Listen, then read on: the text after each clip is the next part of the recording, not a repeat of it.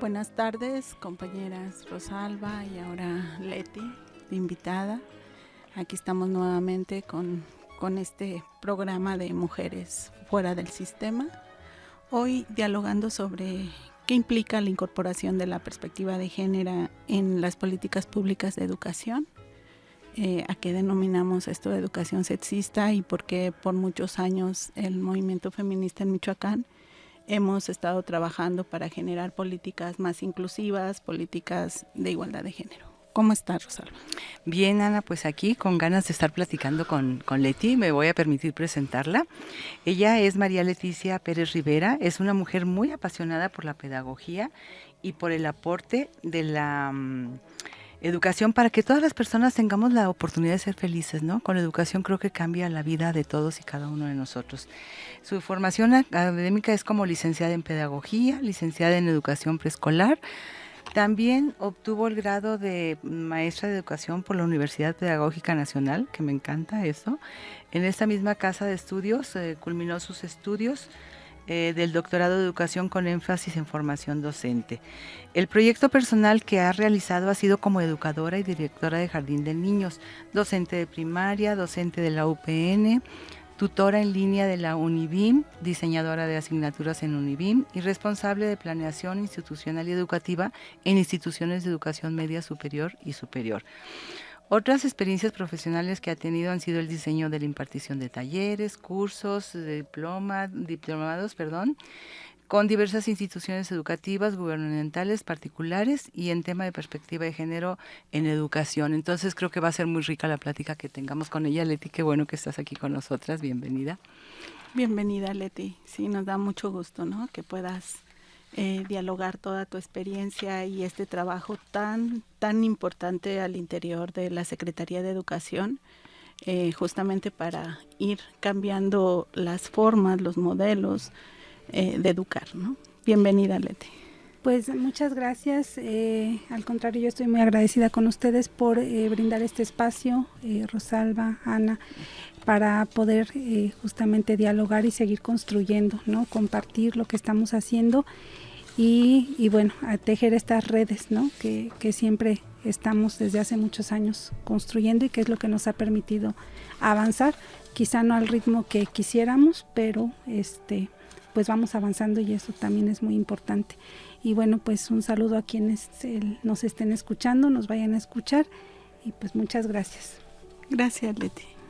Pero bueno, esta labor titánica de poder incorporar la perspectiva de género, una perspectiva feminista en educación, tiene como una justificación, ¿no? Y lo que a mí me gustaría primero mencionar es que en Michoacán la población de más de 15 años de edad tiene un promedio de escolaridad de 8.6, ¿no?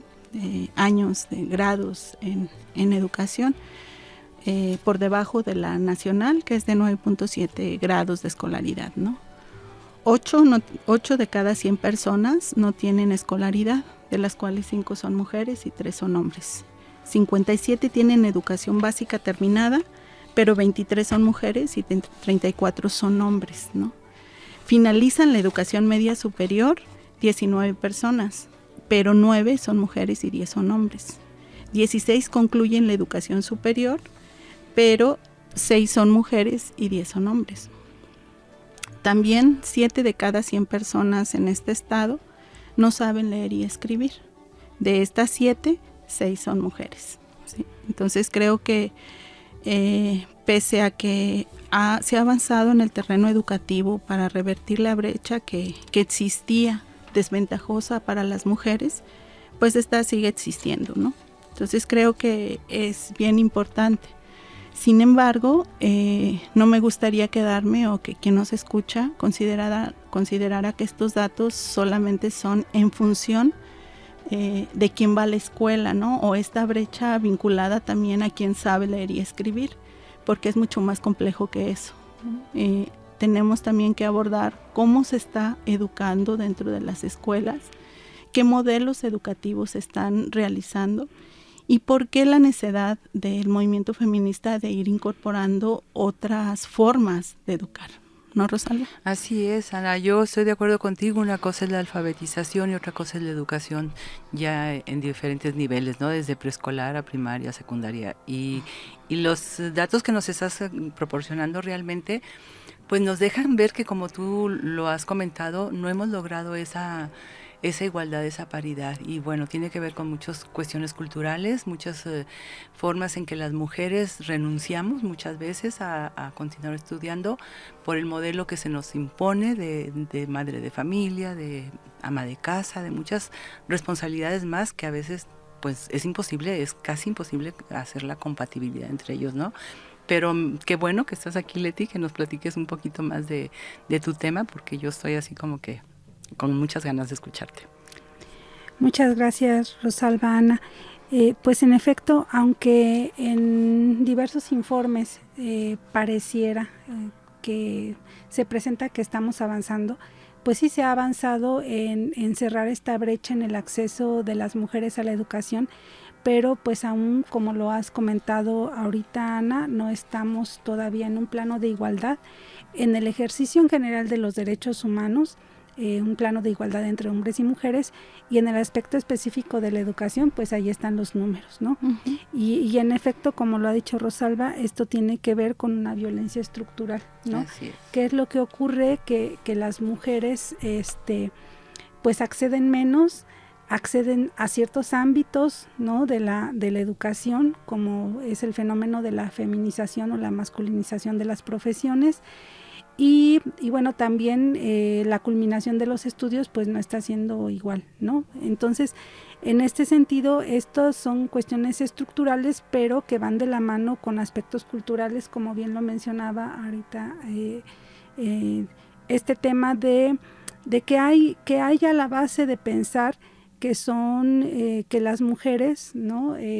Somos mejores para ciertos ámbitos del conocimiento, como en las universidades, por ejemplo, ¿no? Entonces vemos la matrícula de profesiones como enfermería, como ser educadora, ¿no? De preescolar, como ser docente de primaria, psicología, ¿no? Todas estas profesiones que tienen que ver con el cuidado de las otras personas, pues están mayoritariamente siendo pues femeninas, ¿no? Son las mujeres quienes están ahí más presentes, a diferencia de lo que son las ciencias duras, ¿no? Si nos damos una vuelta por la Facultad de Ingeniería, y bueno, todas estas otras que son más de las ciencias duras, ¿no? Ahí vamos a encontrar más química, hombres. Matemáticas. Así es. Entonces, en efecto, esto tiene que ver pues con la educación, con las expectativas que desde que se van a hacer se tienen, ¿no? Si va a ser niña, qué expectativas se dirigen a esta persona y que aún no nace, ¿no? Y qué expectativas para quienes se van a hacer niños, ¿no? Por ejemplo, ya eso a los 6 meses ya se está preguntando y se quiere ver en los ultrasonidos si va a ser niña o va a ser niño, para que, bueno, la preparación del nido, como decimos, sea, ¿no? En función de si lo ponemos todo rosa o azul o cómo le hacemos. Entonces, aunque pareciera ser que vamos avanzando en ciertos aspectos culturales, yo creo que si volteamos alrededor nuestro, vamos a ver que todavía falta mucho. Entonces, por eso, como bien dices, Ana, hace ya muchos años que estamos tratando desde el movimiento feminista, ¿no? De que se inserte en la educación formal un currículum que tenga en cuenta todas estas desigualdades y que fomente una educación no sexista. Y bueno, no sé si platicamos un poco de los antecedentes de esto. Sí, si quieres solamente comentar, por ejemplo, que estos datos que di fueron del último censo de población del INEGI, y algo que me pareció muy importante es que cuando tú cruzas estos datos con otras que son importantes indicadores, por ejemplo el de violencia, 17.5% de las mujeres violentadas han concluido la primaria o solamente la secundaria. Es decir, que la educación es básica para la vida de las personas y sobre todo para las mujeres. Es el mismo caso de indicadores como en el trabajo, ¿no? ¿Quién tiene los mejores trabajos?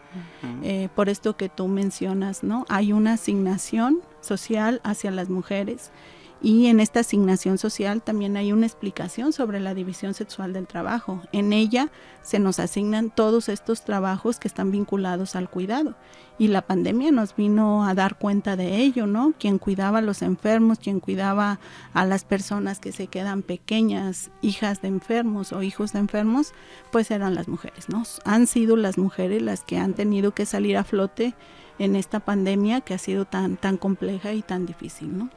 Y sin embargo, si me permites, en el mismo contexto de la pandemia, la misma ONU Mujeres reporta que en los equipos que se encargaron, equipos médicos que se encargaron de incentivar, de promover toda la política pública, en la toma de decisiones había hombres. Solo ¿no? hay hombres. Mínimamente alguna mujer por ahí, pero eran también hombres. Entonces, sí, definitivamente el aspecto cultural, que no lo es todo, ¿no? Hay aspectos estructurales que es necesario atender, ¿no? Desde la economía, desde otras políticas públicas en otros ámbitos, pero sin la educación no va a ser posible, claro, porque la educación lo que va a promover es el cambio cultural, ¿no? Claro. Entonces tienen que ir de la mano los cambios estructurales, pero también los cambios en la cultura. Los cambios en la cultura pues los vamos a promover desde las familias, desde las comunidades, ¿no? Desde todo lo que se comunica en los espacios públicos y que las autoridades tendrían que estar también atentas a qué es lo que se está comunicando a través de los promocionales que vemos en las avenidas, ¿no? Etcétera. Entonces, ¿cómo se está educando a la población? También desde ahí. Porque los niños y las niñas que todos los días van por la combi, por Libramiento, pues están observando estos promocionales enormes donde a las mujeres se les pone ahí como objetos, ¿no? Objetos para consumo. Entonces, en este sentido, es la cultura pues tiene varios ámbitos desde donde se tiene que promover el cambio. Yo me voy a dirigir un poco a lo que hemos estado trabajando en lo que es la educación formal, porque allí sí nos toca. Yo trabajo actualmente en la Dirección General de Unidades Regionales de la Secretaría de Educación y bueno, sí le toca a la educación formal intervenir, porque hasta hace algunos años, yo no sé todavía, igual haya quien piense de esta manera, pero algunos docentes decían, es que todo eso son valores y se inculcan desde la familia, ¿no? Pero pues se pueden no cambiar. Exacto. Eso es lo importante. Exacto. Y sí nos toca a la educación, porque la educación tiene que dar respuesta a los problemas sociales, ¿no? Y en este sentido hay un problema muy alto de violencia contra las mujeres. No me voy a tener en datos, creo que esto es muy, muy público, pero esta violencia contra las mujeres y contra lo femenino es algo que estamos viviendo, es una pandemia, ¿no? Mundial, y entonces sí le toca a la educación formal generar políticas públicas para contribuir a la erradicación de esta violencia. En ese sentido se crean los ejes transversales o se proponen los ejes transversales, ¿no? Justamente para atender estas necesidades de la población. De ahí que desde hace años, como bien lo has dicho, Ana, venimos pugnando desde la sociedad civil, desde las organizaciones de mujeres, porque en la educación el eje transversal de la perspectiva de género esté presente, ¿no? Uh-huh. Esto es importante porque hace muchos años, en el siglo pasado, se decía, bueno, es que la escuela ya es mixta, aquí ya hay niños y niñas, ya avanzamos. Pues sí, a lo mejor fue un avance, pero no era suficiente. Las mujeres de mi generación, por ejemplo, vivimos muchísimas situaciones sexistas en la educación formal, ¿no? Y desde cómo se diferenciaba en cosas tan sencillas como es en la educación preescolar, bueno, eso no hace mucho todavía. Muchos materiales que yo trabajé en la década del 2000-2010, que estuve trabajando como educadora en un preescolar, muchos de los materiales que encontrabas didácticos, por ejemplo, para trabajar los oficios, era el doctor y la enfermera, uh-huh, ¿no? El licenciado y la secretaria, ¿no? O sea, de nuevo, una serie de estereotipos que se reforzaban con estos materiales didácticos. En los cuentos, por ejemplo, las mujeres siempre en acciones pasivas y los hombres realizando, siendo los héroes, los que rescatan las princesas, etcétera, ¿no? Entonces, todo esto lo vivimos y desgraciadamente se sigue viviendo. Aunque ya hemos avanzado, y mencionaré enseguida en qué, pero son situaciones que se siguen viviendo. Entonces, es importante retomar aquí dos conceptos aportados ya desde hace bastantes años, lo que es el currículum oculto, ¿no?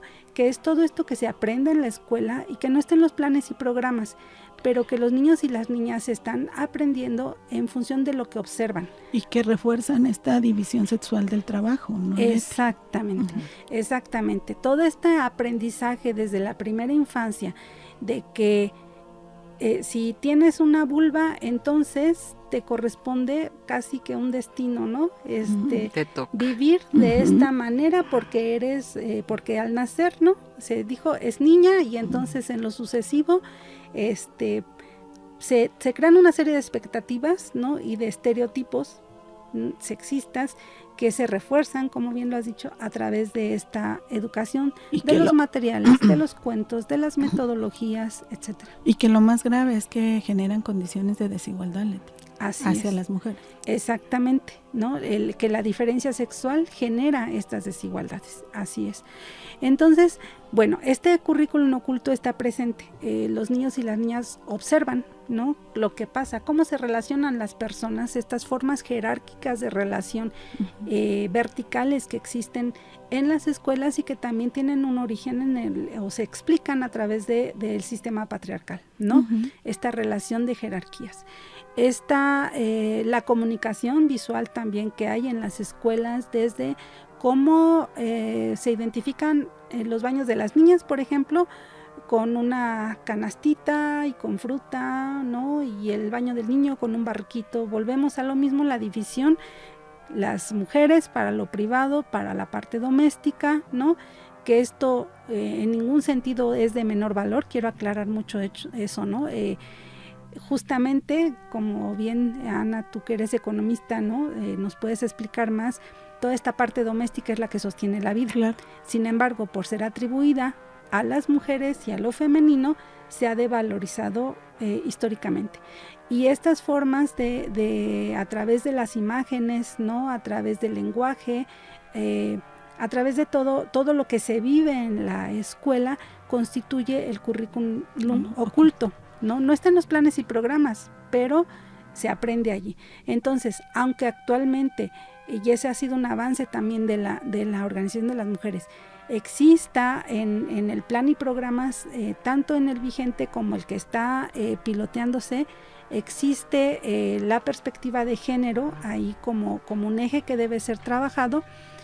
Hace mucha falta la formación de los docentes, de las personas docentes, para que descubramos de manera crítica toda esta serie de prácticas que no basta con dar una clase de igualdad de género. Claro. Lo que hay que realizar es cambiar la cultura institucional en todos los aspectos para que quienes se están educando en estas escuelas también aprendan otras formas de relación. Y también está el currículum nulo, ¿no? Que es esta parte de bueno, pues es que yo aquí no hago diferencias, pero si una como docente tampoco interviene, si estás viendo que en la gestión de los espacios escolares, a la hora del recreo, los niños se apropian del espacio de la cancha de fútbol, y las niñas, bueno, en el caso de preescolar, pues se irán a jugar a la casita, o no pueden subirse a la changuera porque el uniforme es una faldita y les han dicho en su casa que no les pueden ver los calzones. Exactamente, ¿no? Entonces, si una como docente no interviene para generar una gestión de los espacios también que promueva la igualdad, entonces esa no intervención es un currículum nulo, ¿no? Y también está promoviendo esta educación sexista y esta violencia de género. Yo tengo una pregunta, Leti. ¿Qué capacitación reciben los docentes y las docentes desde preescolar? Porque sí se ve un programa muy, muy padre, ¿no? Que está dirigido a cambiar toda esa estructura culturalmente hablando que a veces desde la casa no lo podemos hacer, pero el niño, como tú dices, aprende a través de la observación y de lo que está practicando en la escuela. Sin embargo, a mí en lo poco o mucho que me ha tocado trabajar en capacitación con docentes, me doy cuenta que ni siquiera muchas veces las propias mujeres reconocen su violencia. Entonces, si ellas no reconocen su violencia, ¿cómo van a poder distinguir cuando el niño o la niña está siendo violentado por esa distinción de género en espacios como el patio, que se apropian los niños y ellos, si no hay cancha de fútbol, ellos juegan en el patio y las niñas tendrán que replegarse a las orillitas o a meterse a alguna banca o algo, pero no tienen la oportunidad de disfrutar igual. Y eso, como eso, los baños y muchas otras cosas de lo que tú estás comentando. Entonces, ¿qué se está haciendo realmente para que el personal docente pueda tener todos esos conocimientos de género y lo puedan bajar con el alumnado? Sí, bueno, desde la administración federal pasada hubo pues el mandato a través del Plan Nacional de Desarrollo de que la perspectiva de género estuviera presente en todas las políticas públicas. A partir de eso, bueno, se va insertando poco a poco en el tema educativo, ¿no? La perspectiva de género y cómo se va a trabajar, etcétera. Hace algunos años hubo unos materiales muy bonitos, muy enriquecedores, que se elaboraron desde la Secretaría de Educación con el entonces PUEG de la UNAM y que iban dirigidos a la prevención de la violencia desde preescolar, primaria y secundaria, ¿no? Se generó una capacitación para el personal docente a manera como de pilotaje en varios lugares del país. Sin embargo, ¿qué es lo que pasa? Lo que yo he observado y que justamente lo planteo en mi tesis doctoral, que justamente tiene que ver con la formación de docentes en lo que es género y educación, y justamente el planteamiento después de la propia experiencia, del observado, de indagar en los documentos, es que no se le da la importancia necesaria. Entonces, a veces por cumplir metas se privilegia el reportar números y entonces se lanza una capacitación de 4 horas, ¿no? Por la que pueden pasar 1000 docentes, pero en 4 horas tú no puedes trabajar todo esto que tú justamente estás mencionando y que es bien importante. Como yo, que he vivido toda la vida, que nací, ¿no?, escuchando los mensajes de lo que tenía que ser mi papel en la sociedad como mujer, ¿cómo puedo pasar a una perspectiva crítica de mi condición de género? No, es un bagaje cultural muy pesado, ¿no? Entonces no se puede hacer en 4 horas. Como un hombre que toda su vida ha sido educado, ¿no?, un docente que toda su vida fue educado para ejercer el privilegio, ¿no?, la autoridad, el control. Exacto, como en 4 horas. La visibilidad. En 4 horas le vas a cambiar esa perspectiva, esquema, ¿no? Y no que uno le cambie, eso hay que cuidarlo también, sino cómo generas esos espacios, ¿no?, para que justamente se dé la reflexión crítica, ¿no?, de nuestra condición como hombres, como mujeres, ¿no?, como personas de la diversidad sexual, etcétera. Entonces, justamente lo que hemos observado es que al privilegiar los números, esto viene en detrimento de los procesos. Y entonces hay muchas personas, muchos docentes que han tomado algún curso en línea de 2 horas, de 3 horas, algún curso presencial, pero cuando vas a sus prácticas siguen siendo las mismas, ¿no? Entonces, justamente porque los procesos no han sido cuidados de tal manera que en efecto lleven a un resultado en el sentido que estamos buscando, ¿no? Que el personal docente sea capaz de ver con esta reflexión crítica su propia práctica docente y pueda a la vez proponer los cambios, ¿no? En el tema específico está hablando de la violencia contra las mujeres, contra lo femenino y esta desigualdad, ¿no? Porque hay otros temas. Y esto tiene que ver con la epistemología, ¿no? Tiene que ver con los procesos, como nos acercamos al conocimiento. No es lo mismo dar un taller de cómo enseñar mejor las matemáticas, ¿no?, porque todas vamos a salir bien contentas de que ahora aprendí que con esta aplicación, ¿no?, puedo dar este tema y los niños y niñas van a estar bien contentos.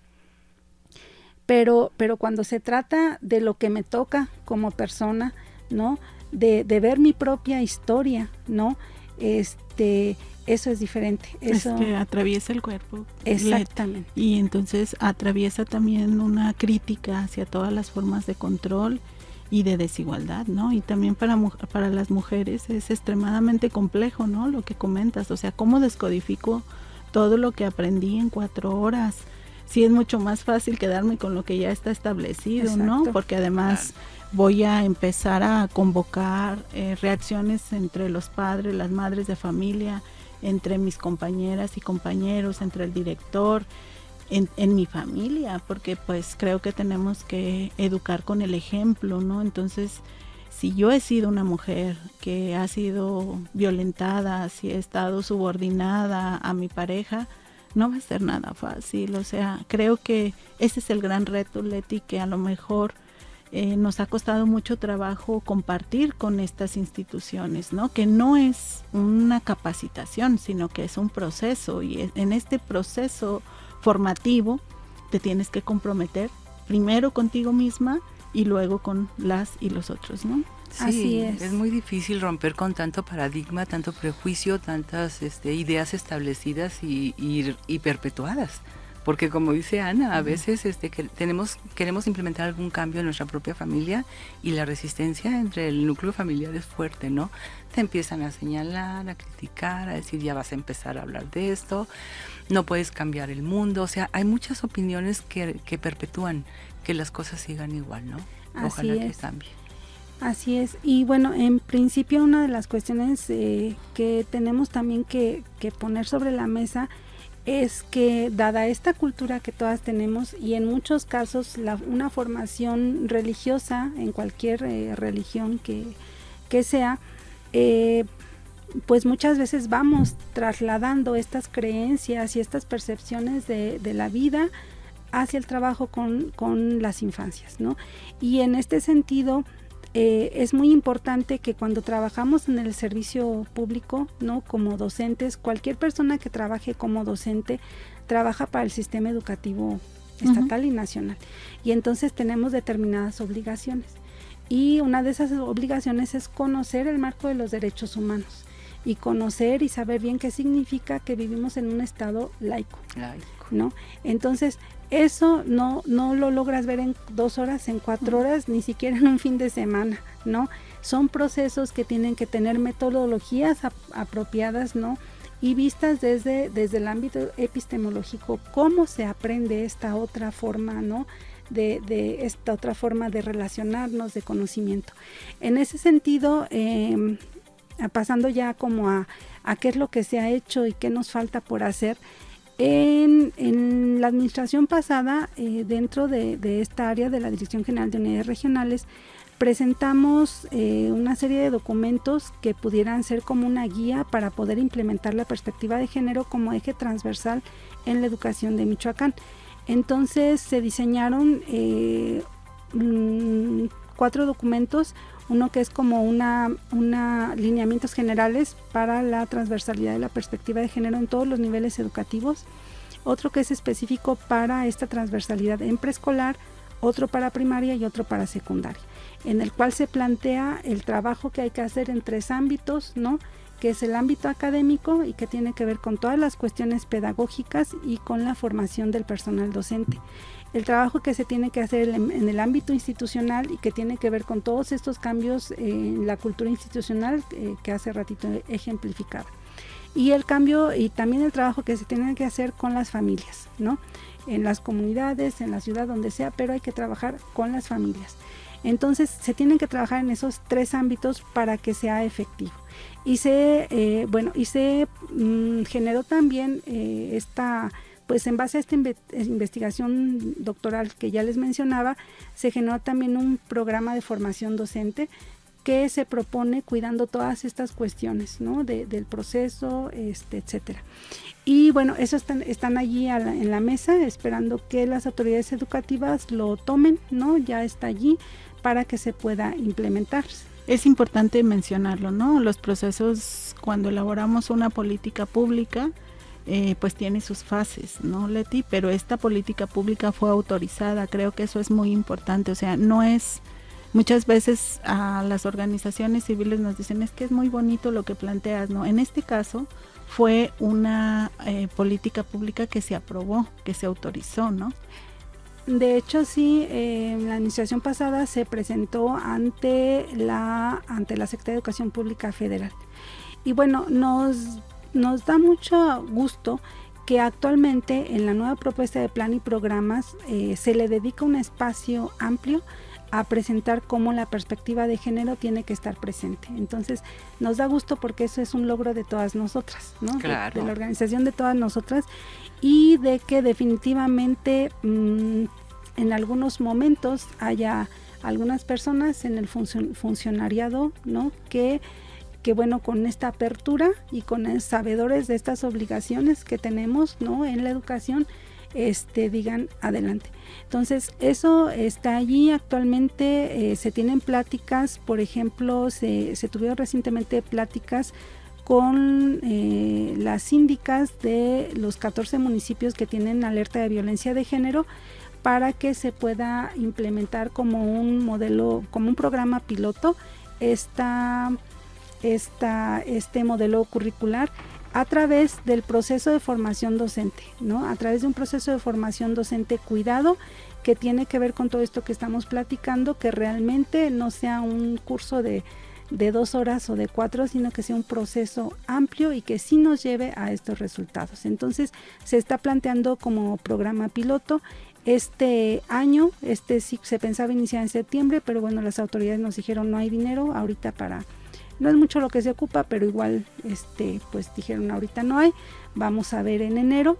La Univin ha abierto sus puertas para que se eche a andar desde esta casa formadora, y bueno, estamos también en pláticas aquí con las autoridades de Morelia, con el Instituto Municipal de las Mujeres, para que también aquí se eche a andar en algunas escuelas.